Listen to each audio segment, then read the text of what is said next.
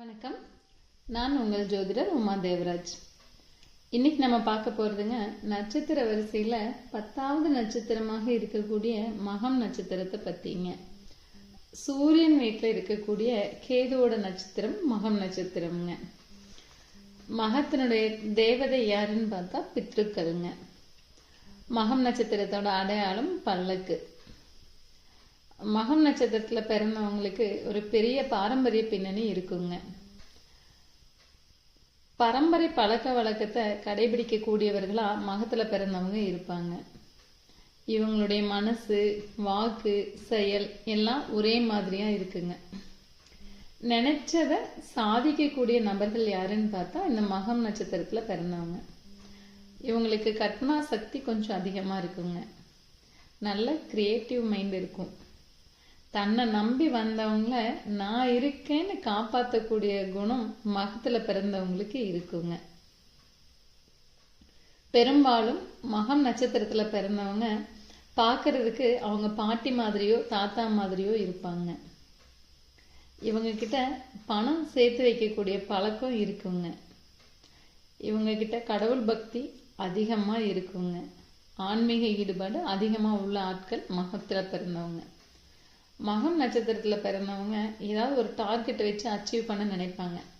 அவங்களோட target achieve பண்ணதுக்கு அப்புறம் ஒரு பிரிவால ஒரு வலி இவங்களுக்கு இருக்குங்க.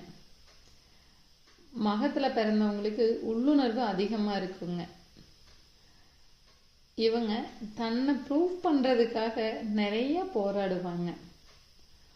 மகம் நட்சத்திரத்துல பிறந்தவங்க அன்புக்கு அடிபணியக்கூடியவங்க.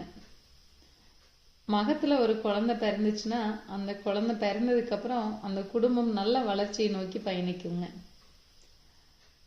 மகத்துல பிறந்தவங்களுக்கு ஒரு எதிரி இருந்து அந்த எதிரியை இவங்க பழி வாங்கணும்னு நினைச்சிட்டாங்கன்னா நம்ம யாரும் கற்பனை பண்ணி பார்க்க முடியாத அளவுக்கு வஞ்சம் தீர்த்துருவாங்க.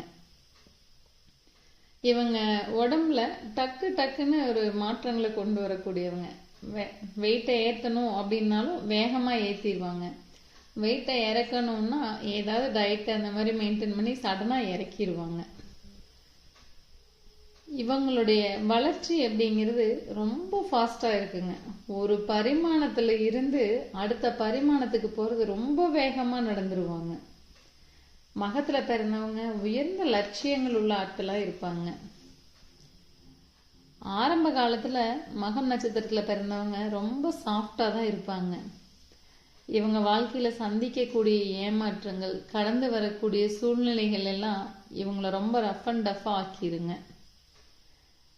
சீதா தேவி மகம் நட்சத்திரத்துல பிறந்தவங்க தாங்க.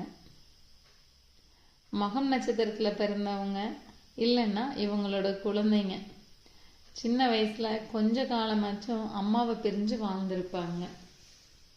சீதா தேவிக்கு உதவி பண்ண ஆஞ்சநேயர் எல்லாருக்குமே தெரியும் நமக்கு. மகத்துல பிறந்தவங்க ஆஞ்சநேயர் வழிபாடு பண்றது ரொம்ப சிறப்புங்க. மீண்டும் ஒரு பதிவில் சந்திப்போம். நன்றி, வணக்கம்.